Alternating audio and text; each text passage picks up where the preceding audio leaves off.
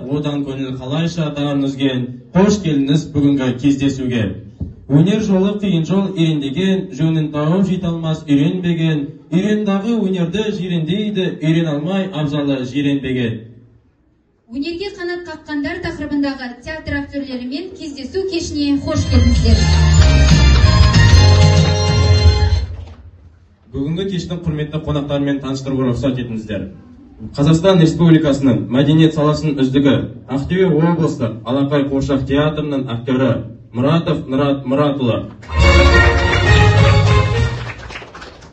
Қазақстан Республикасының мәдениет саласының үздігі, құрмет орденінің иегері, сахна шебері, Тахауи Ахтанов атындағы Ақтөбе облыстық драма театр актрисасы Мұзбаева Майгүл Мұхаммедқалиевна.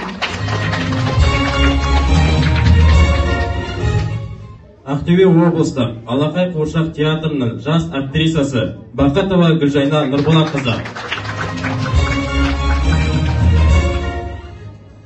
Саламатсыздар ма, құрметті қонақтар, құрметті оқушылар. Бүгінгі кездесуге қош келдіңіздер. Құрметті қонақтар, сіздерді біздің қара шаңырақта көргенімізге қуаныштымыз. Біздің жас өрендерімізге, Қазақстанның болашақ ұрпағына өз атқарып жүрген істеріңізден, өздеріңіздің еңбек жолдарыңыздан шағын әңгімелеп берсеңіздер, осындай жетістікке қалай жеттіңіздер, жалпы енді қай жұмыстың да өзінің ерекшелігі бар, өзінің қиындығы бар, өзінің қуанышыменен, қызығы менен шыжығы тең жүреді ғой. Осы себепті осы қызығы да, шыжығы да көп өздеріңіздің өнер саласындағы, қолөнер театр саласындағы еңбек жолдарыңыздан біздің оқушыларымызға әңгімелеп берсеңіздер, соларға осы деңгейге қалай жеттіңіздер, қалай жетуге болады дегендей. Міне, жалпы енді балалар өнер деген ол азаматқа жетпеуден аз дегендей, біз жан-жақты болуымыз керек, біліммен қатар өнерді, спортты, мәдениетті қатар алып жүруіміз керек. Сол себепті бұл театр деген өте бұл мәдениеттің ошағы.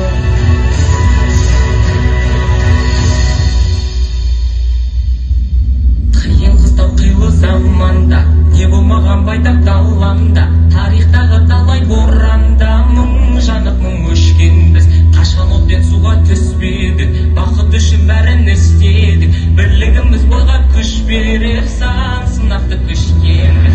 Көздегіміз саған білгеміз, қолдамаған елміз гүлдеміз. Көк аспанның көк туасында күн сөнбейше біргеміз. Қара қазақ керек іргеміз, қолдамаған елміз мүлдеміз.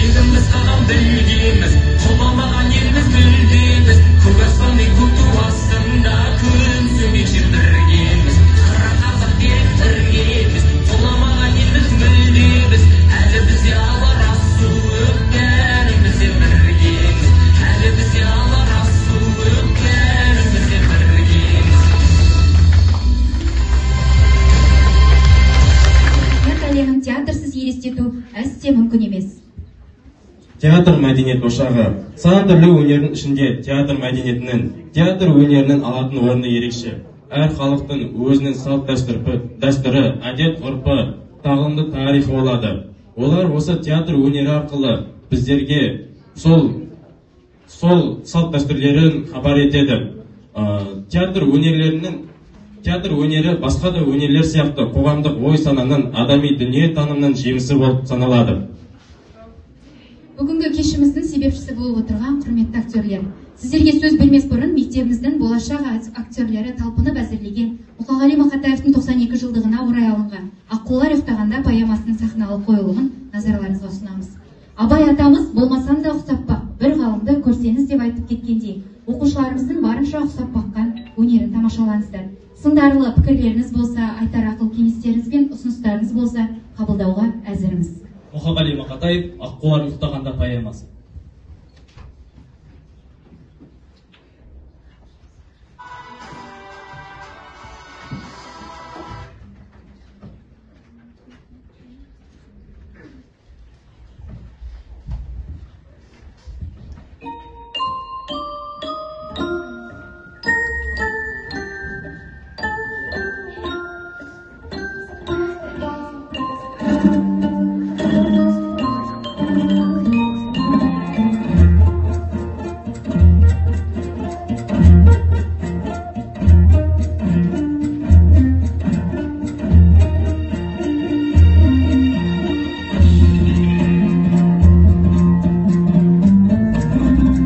өзенде жоқ сыймаған арнасына, жылға да жоқ даламен жалғасуға. Таста тынған жаңбырдың тамшысындай, қайдан біткен мына көл тау басына. Әлделеп ақ төсінде бермей тынып, ақ айдың ақ мүсінін тербей тұғын. Бұл көлге қару алған саятшы емес, тірі жан аяқ басып келмей тұғын. Ақ қолар аман есен қайтқанынша, суына жетін көлдің шөлдей тұғын. Суымен сырқаттарын емдей тұғын. Бала жатыр төсекте күйіп жанып, баласының ана отыр күйін бағып. Қайдағы бір қатыге сұрқай ойлар, миын қарып барады, миын қарып.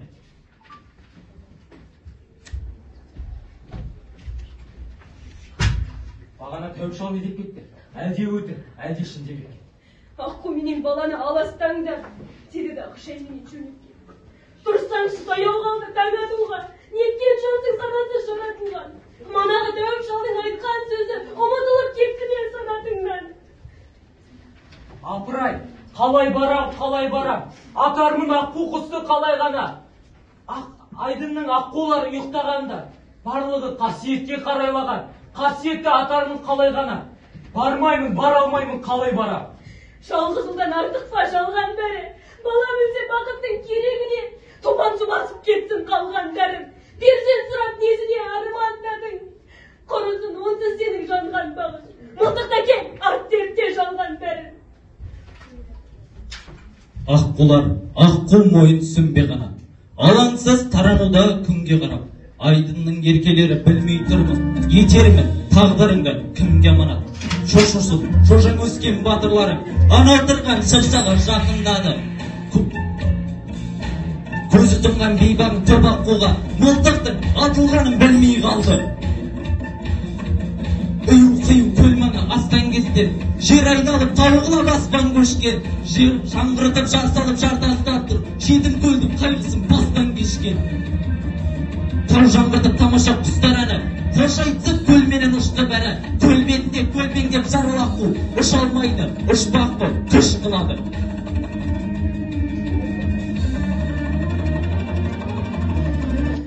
Жетім көлдің басында жылқы жатқан, дөңге шығып қарт тұрған жылқы баққан.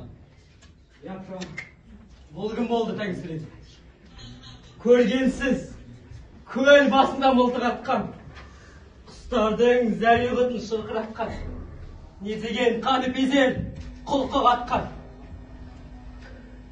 Ей, кімсің? Тірісің бе? Жаның бар ма? Аққуды неге атасың? Арың бар ма? Тастағың аруыңды, келгін бері. Келгін бәрі, келер кеудеңде жаның бар да. Бана күні тәуіп шал келіп кетті. Әлде өтірік әжесін тебеп кетті. Аққу менен баланы аластаңдар, деді дағы шәйменен жөнеп кетті. Ей, балам, болмады ғой. Қасиет кетті көлден, сорлады ғой. Тәуіптің айтқанының бәрі өтірік. Атқа мін, ауылға қайт, осаны ғой. Мін атқа қайт ауылға, тәңіп қылды. Білмеймін, сорақтың ба, бағаттың ба, аққуға кезенерде ырым қылып, тым құрса саусағыңды қанаттың ба.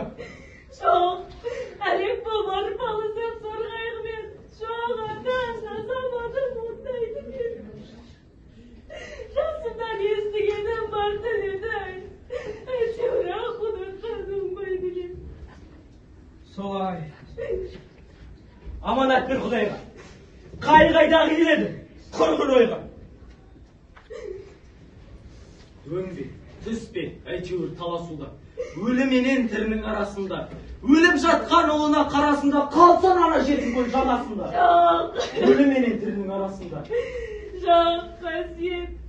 Сорымның қалыңдығы шашымдай мен кешірегі жаратқанымай. Орнында кен жетім көл жоғалмапты, ортаймапты, немесе толғалмапты. Жағалауын жауыпты жасыл жалбыз, қасиетті аққулар оралмапты. Оқушысы тұрғын береке, әке бөлім сомдаған, 10-шы А сынып оқушысы Әлмұрат Танияр. Танияр бөлім сомдаған, 10-шы А сынып оқушысы Бәкірбай Ансар. Саған 9-шы А сынып оқушысы Серек Әсет. 2-шы А сынып оқушысы Әдеш Кулешова Диана, Тимур Хамилис, Алдабергенова Амина. Сөз берсек, ата-бабамыздың ежелден келе жатқан салт дәстүрлерінің бірі қонақ кәдесі. Қонақ кәде дәстүрі бойынша өнерлеріңізді ортаға салуларыңызды сұраймыз. Оқушылар, ұстаздар, бүгін міне әдемі күні сіздермен жүздесіп жатқанымызға өте қуаныштымын. Осынау сахнада өз өнерлеріңізді сіздердің өздеріңізше бізге көрсетіп жатқан өнерпаздарға үлкен алғысымызды білдіреміз. Талаптарыңа нұр жаусын. Керемет, сондай дайындықтарыңыз көрініп тұр. Жаңағы аққу болып жүрген балапандар, одан кейін мына рөлдерде ойнап жүрген оқушылардан үлкен талант иелерін алда көреміз ғой деп сенімдіміз, көріп жүрген шығарсыздар. Енді мен сіздерге бүгін қонақ кәде ретінде бір өлеңнен бастайын. Жаңа Мұхағали Мақатаевтан басталды ғой, мен де содан бастайын. Баяғы бала кезімде әкем бе, әлде өзім бе, әкелдік аппақ күшікті, ашпаған әлі көзінде. Өсірдің көңілін қалдырмай, мойнына қарғы салдырмай, әлжуаз аппақ күшігім ақтасы болды қанжырдай. Әжуа, мысқыл әзілмен қайтайын онда ұятты, ойнаймын аппақ тазымен ұялас күшік сияқты. Қар жауды міне алғашқы. Ақ тазы менің қар басты, түлкі ұстатып берем деп үлкендер келіп шағыласты. Біріне дағы бермегем, қайсар едім ғой мен деген. Бере ғой деген әжемнің тіліне дағы көнбегем, көрмей-ақ кетсін көрмеген. Сол жылы қыста ақпанда, күн батып бара жатқанда ойынға мені шақырып, ақ мүсін тұрды ақ қарда. Жынданба дедім жөлекпем, үйге қайтенде кештірді. Осы бір сәтте кенеттен мылтықтың дауысы естілді. Ақ тазы менің қан қытты дағы жалп етті, миыма менің қан депті, көзімнің оты жарқ етті, ақ қарға тазым қан төкті. Сонау бір бала кезімнен, жауыздық барын сезінгем, мұң төгіп алғаш көзімнен, бәрінен сонда безінгем. Келемін бірақ төзіммен, айыра көрме сезіммен, арманым діріл көзілген. Әр айтарымыз монологтар оқылар, енді әріптестердің көзі. Мұғалімдер бізді осы екеуімізді шақырып, бізді осындай керемет қойылымға, осындай мастер-классқа шақырып жатқандарына көп рахмет. Ода бізге бір жағынан ретінде бір жағынан көрерменмен жақын танысу. Мына қуыршақтар бар, біз көбінесе балалармен жұмыс істейміз. Саламатсыздар ма? Қайырлы таң. Неден демейсіңдер? Қайырлы таң. Ай, бәрекелді, қайырлы таң. Таң атты білесіңдер ме? Менің әміріммен күн жерден шығады, және күн батады. Сондықтан қанекей бәріміз менімен бірге қайталап, таңертеңгілік жаттығуды бастаймыз. Жарай ма? Келістік пе балалар? Олай болса қанекей бір музыка қоса салса жақсы болар еді. Бәрібір маған көңілім әуен болса болды. Дайынды екен, қанекей қолымызды осы ашамыз, тұрамыз, қолды осы ашамыз. Кетті. Қанаттарымыз, қолдарымыз. Оңға, солға болғаймыз. Қанекей,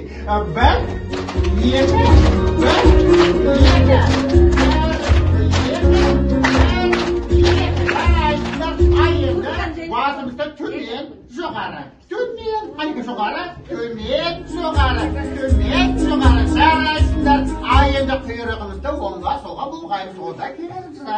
Қанекей құйрықтарымызды. Қанекей солға, оңға, солға, оңға. Жарайсыңдар. Енді отыра қойыңыздар. Рахмет, сіздерге рахмет. Мен дейше мұна саламатсыз ба? Сәлеметсіз бе? Таң атты, қайырлы таң деп айту керек. Сен өзі бір сүгіріп, шаққа жүрген мақоқ сияқтысың. Қанекей шаққыға белмен бірге жаса. Қанекей, азығыңды қалай табатынды? Мен білмеймін қалай жасау керек екенді. Жарайды, мен саған үйретемін. Достар жоғары көтер. Денеңді көтер. Осылай. Дұрыс. Енді мына қолыңды оңға солға болғаймыз. Қанекей. Бұлай. Ау, көрсетейін де. Тұра тұрсыз. Бір, екі, бір. Басқа шеш. Түсінді. Бұлай. Дұрыс, ода болады. Енді азымды қалай іздейсің? Тамақты. Бұлай. Басымды төмен, жоғары. Бұлай. Қаттырақ енді ізде. болды. Қайраңды болғанда шейін болмаса. Ол қаласында. Міне! Лайма, қара. Сен бұл жерде не істеп жүрсің? Менің кеше дайындап қойған дәмдерімді көрген жоқсың ба? Көрмедім. Ауыл көп. Ой, бұл дене менің асықым. Бар, анамды істеп маған шақыр. Анамды шақыр деймін. Анам? Иә. Мен білмеймін менің анамның қайда екенін. Ай, онда мияулап шақыр. Мияулап? Онда білмейсің бе? Қастай ма? Жоқ, олай емес. Қатырақ. Кәнекі онда саған үйретуге тура келеді. Тік тұрамыз? Тік тұрамыз. Басында былай. Қалай? Бұлай? Жарайды. Құйрықты болғанда тамыз. Құйрықты болғанда тамыз. Ой, басын болғанда батыр ғой. Құйрықты деген... Сес қана! Ан? Бұлай тұрмайсың ба еді? Бұлай құйрықты болғанда қайсың ба? Құйрықты болғанда тамыз. Сосын қатырақ. Мияулаймыз бұлай. Қалай? Тұра тұр енді. Қоқарықы!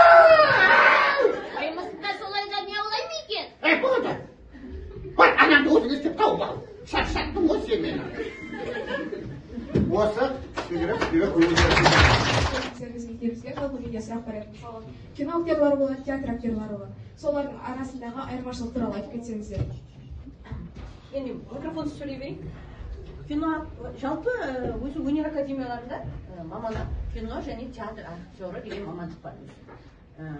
Театр актері, кино актері деп бөлінбейді. Жалпы мына Россияда киноға түсіп жүрген актерлардың бәрі театрда істейтін актерлар.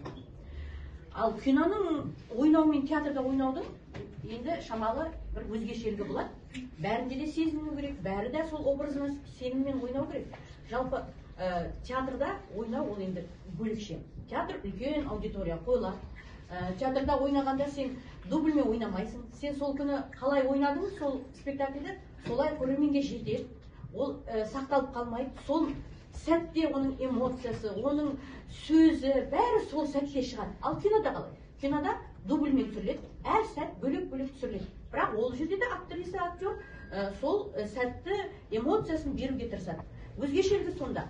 Ал тағы да өзгешелігі біз посыл деген болады, жеткізу. Енді көрермен залы үлкен ғой, 300 орындық, 500 орындық болуы мүмкін. Сондықтан ана жердегі қашықтықтағы актер өзінің дауысы ана түптегі 20-ші қатарға жету үшін дауысты үдетіп, посылмен сөйлеуге тырысады. Міне қазір мен солай сөйлеп отырмын. Ал кинода шыққан камераға түсіп тұрған өз даусымен сол болып жатқандағыдай өмірдегідей сөйлеуге тырысады.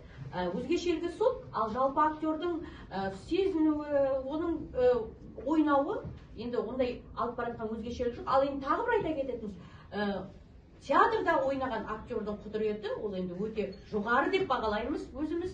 Өйткені ол сол жерде жанын беріп, жанын алып, сол жерде өзінің барлық образды шығарады. Ол актер, кино актері болып жүрген, қазір де көріп жүрсіздер, кинодағы ойнап жүрген аға-апалардың бәрі театр актері мен актрисалары. Рахмет, менің сұрағым, сіздер секілді сахна жұлдызы болу үшін бізге қазірден қандай қадамдар жасау? Рахмет, жұлдыз дегендеріңе рахмет.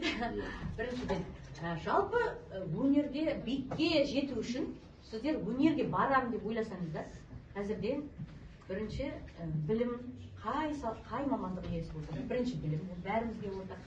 Екіншіден, қазір көркем әдебиет, көркем шығармаларды сіздерге менің өзімнің ойымша көп оқу керек, әртіс боламын деген бала. Өйткені сол көркем шығармаларда кейіпкерлердің образы, бәрін сіздер сол жерден түсінесіздер. Мысалы, біз өз басымыз қазір, мысалы, өмірде көрмеген кейбір образдарды қайдан аламыз ойымыздан? Сол кітап кейіпкерлерінен елестетеміз. Біз қазір енді кітап оқығышпыз деп айта алмаймыз өтірік. Бірақ мектеп кезінде, жас кезімізде көркем әдебиетті көп оқыдық. Сол багажымыз бізге көмек етеді. Жаңағыдай образдар шығаруға. Мысалы, ана кемпірлерді, шалдарды қайдан шығарып жатыр. Сол көркем әдебиеттегі кейіпкерлер біздің жазушылардың әдемілеп жазып бергендерін аламыз. Бірінші қайырлы күндер жіберейін. Мен де өзім осы Алақай театрына келмес бұрын осы қаламыздағы Тарлан колледжі бар. Сол жерде актерлік мамандықты бітіргенмін. математикасын бітіріп барып түскенмін ол жаққа. Сол жақта 3 жыл білім алып, сол 3 жылдың ішінде біз практикадан өтеміз. Сол кезде алақай театрда, драма театрда да екі жақта да практикада өтіп жүрдік. Сөйтіп жүріп уже біздің қуыршаққа деген қызығушылығымыз басталып сөйтті. Негізі мамандығымыз драма театр әртісі ғой, бірақ қуыршақты көріп уже сол жақта практикадан өткен соң қызығып бастадық. Қазіргі таңда высший мен заочно оқып жатырмын. Айтарым тек жаңағыдай Мәулепайдың сөзіне де қосыламын, көп кітап оқу керек. Мен өзімнің де басынан өткен нәрсе көп кітап оқу. Мойындаймын, басында мен де кітап оқуды ондай қатты ұнатпадым, бірақ осы мамандыққа келгелі кітапты уже жаным сүйе бастады. Әртүрлі әдебиет кітаптарды да оқу керек деп кеңес берер едім. Жүрекпен сезініп үйрену керек. Ең бастысы өзінің сезінсе адам, ол халыққа да жеткізе алады. Саламатсыздар ма? Сіздерге қояр сұрағым, сіздер театр сахнасында түрлі жағымды немесе жағымсыз кейіпкерлерді сомдайсыздар. Сол кейіпкерлерді сомдауда сіздер қандай жасайсыздар? Енді өзімді ойымда деп өзім варианттарымды майгүл жалғастырады. Мына кейбір актерлар бар ғой, рөлде қызықты болу үшін көбінесе жағымсыздавады да, өйткені ол менің самал соғы болып көрінеді. Положительный рөлға, сондықтан көбінесе жағымсызға, өйткені оның характерін табуға мүмкіндік бар әртүрлі. Өзім жалғастырып, мысалы Шурик кино, сол Шурик болып қалады да, содан кейін оған рөл берілмей қалады ғой, сол бір арқылы да қалады. Дұрыс айтып тұрмын, әріптесім Мұрат дұрыс айтып тұр. Жалпы сахнада отрицательный рөл ойнаған көңілде бірінші қалады. Оның шеберлігі асып жетпесе де, ол образ ашуға жақсы болады. Жалпы театр сахнасында қызықтар жиі болады, яғни сол қызықтар туралы айтып кетсеңіздер. Қызық жетеді. Жақсы, жағынан да бар, ойда бар, айта алатындар бар. Қоғамдық спектакльде мынандай өңілдік бар. Аттың мына жеріндегі өңілдік дейді, мына жерге тағатын. Күмістен жасайды ғой. Мына балаларға айтып жатырмын, апайлар біледі ғой. Өңілдік деген мына аттың мына жерінде тұрады, мынандай нелермен. Сол өңілдікті декорация қылып қойған төбеге. Қаруға өлгеннен кейін көтеріп балалар салады да, сарбаздар. Мына өңілдікті төбеге алып кететіні бар. Сол өңілдік неше күн репетицияда нормально көтеріліп жүрген өңілдік қой. Ана тростармен бір нәрселермен көтеріледі жоғарыға. Ана бәле метрге дейін алып кету керек көрсетпейді сахнада. Мені салды, міндім, премьера күні жаңа өңілдіктің екі тросыма бір трос үзіліп кетеді. Жерге тарс етеді, мына тарелка ұстап тұрады ғой енді. Тұстығы бұлай. Мен егер уже үстінде бір нәрсе жайылған ғой, мен жату үшін, қатты болмау үшін, ана темірдің үстіне. Содан ұстап алып тұрмысқанда мышық, адамның жаны қиналғанда мышық сияқты да болып кетеді екен. Ананы бүйтіп тұрған өңілдіктен түсесің, аяғың сынуы мүмкін, белің сынуы мүмкін. Былай тұр. Бүйтіп ішінде жатыр. Ол сахнада жабылды. Ана жерде режиссер айтты, актриса өлді депті де теріс қарап кетіпті. Уже не істерін білмей артта тұрған ғой. Жоқ, өлген жоқ. Тырысып, сонымен сахна жабылды. Сұрамаймын. Ана қайсы көп, әшейінде бой жазып қою керек екен. Енді путешествие ғой, қарауылмен жүрісіп келе жатыр, мына өлең айтады. Сондықтан артынан вид болу үшін, мында ағашқа екі лента бар, мында ойнататын ше, білетін шығарсыздар. Сол синий. Соған бетіп тұру керек. Сол артынан қарағанда әдемі теңіздің үстіне келе жатқан болып бет көрінеді. Сосын қызға айтады, сен мына лентаны аласың алдан бай шығып кетуің керек, айналып шығуың керек, қайта айнала беруің керек, теңізбен болу керек. Ана мен шықпай ма білмеймін ғой, шықпай шығуың керек, өйткені бізде адам жоқ, администратор, кейде көмектеседі, администратор көрдің ғой, балалардың жаңағы кіргізіп жатыр, уақыт болмай жаңа ақшасын санап жатыр. Бір қараса ана қыз сермендеп оянып жатыр, оянбай келген ғой, деме деген сөйтіп жаңа корабль келгенде бір кезде бет шыққан ғой. Қайта шығады дейді, администратор дейді, анау не істеп жүр деп. Келген не түрткі болды сіздерге? Біреу жаңғалыңызбен келдіңіз ба, или біреу не істеді ма? Өзін тартады, я жол ашып.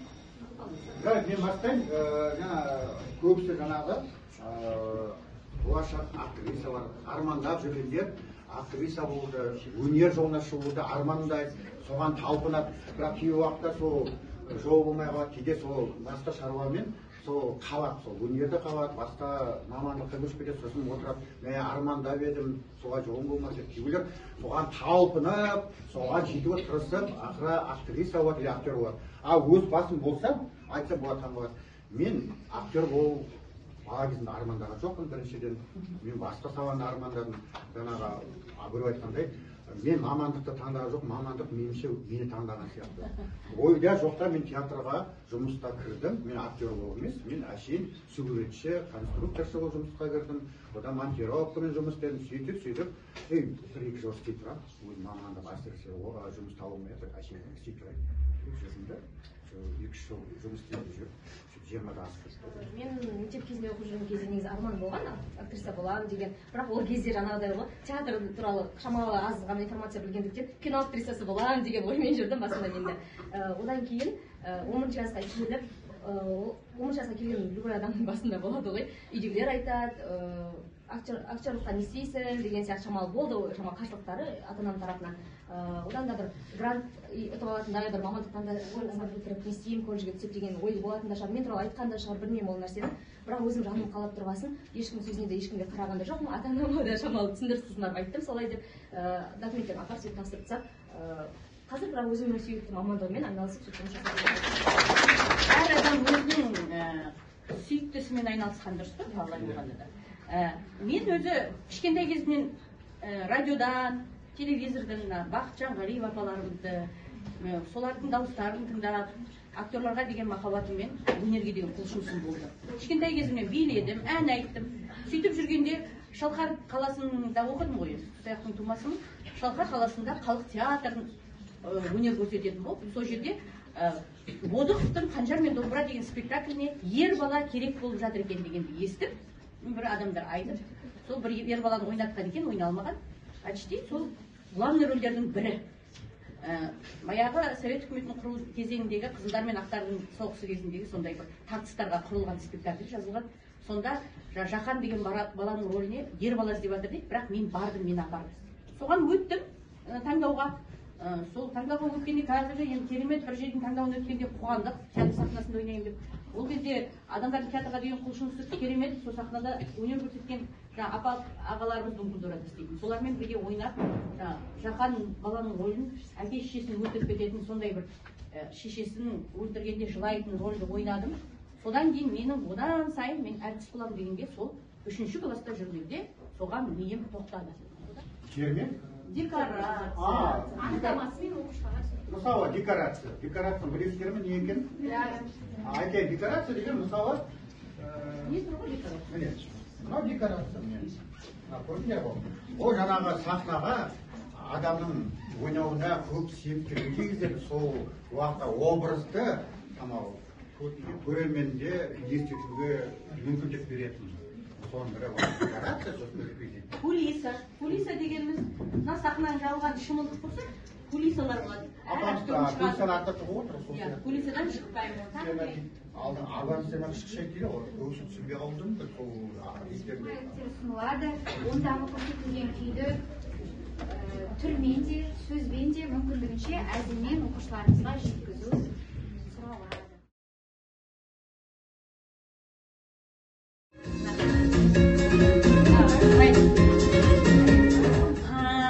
Бүгін жұма әжемнің жетінен жеп сабаққа бармасам.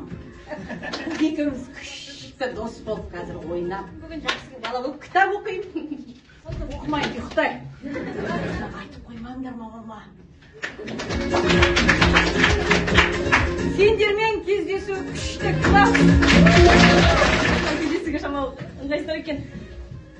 Спасибо, класс деп. Кездесуге көп-көп рахмет, осылай елеп ескеріп шақырғандарыңызға. Мен сіздерді жақсы көремін. Мен красавицам деп қой.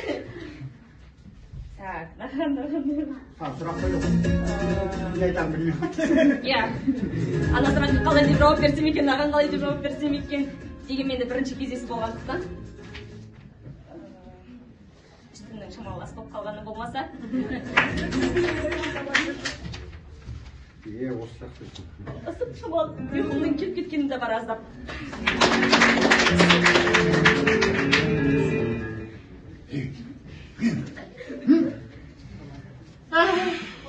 Қандай?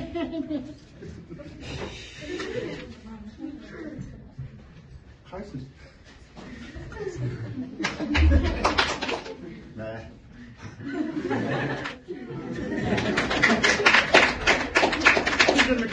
Сендермен қоштасқым келмейді.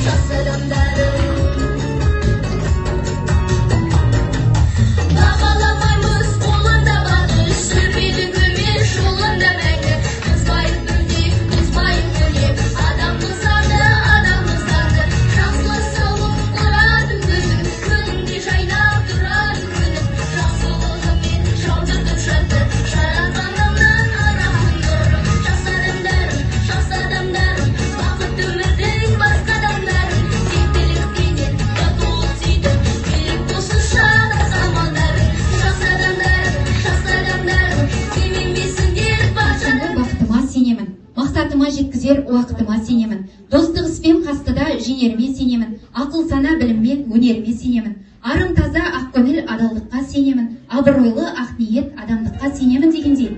Ел сенімі мен құрметіне ие болар мамандық иесі болуға талпынған жас өрендер. Мақсаттарыңызға жетіңіздер. Бүгінгі кездесуде театр майталмандары айтқан ақыл кеңестерді жадыларыңызда ұстап, ілім-білім алуда бар күш-жігеріңізді жұмсап, егеменді еліміздің еңселі азаматшасы мен азаматы болуға тілектестік білдіргім келеді. Дуаға, табыстарға, мақсатты биік шыңдарға жете берулеріңізге тілектестік білдіреміз. Қорытынды сөзді мектебіміздің басшысы Назиков Ардақ Сырымұлына береміз. Құрметті қонақтар, құрметті ұстаздар, оқушылар, бүгін бір жақсы кездесу болды деп ойлаймыз. Біздердің тарапқа да, сіздер тарапқа да, сіздермен тек қана көрсеткен өнерлеріңіз үшін, оқыған өлеңдеріңіз үшін, бәнде де мағыналы ақыл кеңестеріңіз үшін көп рахмет оқушылардың атынан. Бүгінгі күнде біздің сіздермен кездесуден кейін осы біздің 37-ші орта мектептің оқушыларының қатарына, осы залда оқушылардың қатарына бір болашақта аты шықса, бүгінгі кездесудің мәнді мағыналы болғандығы деп ойлаймын.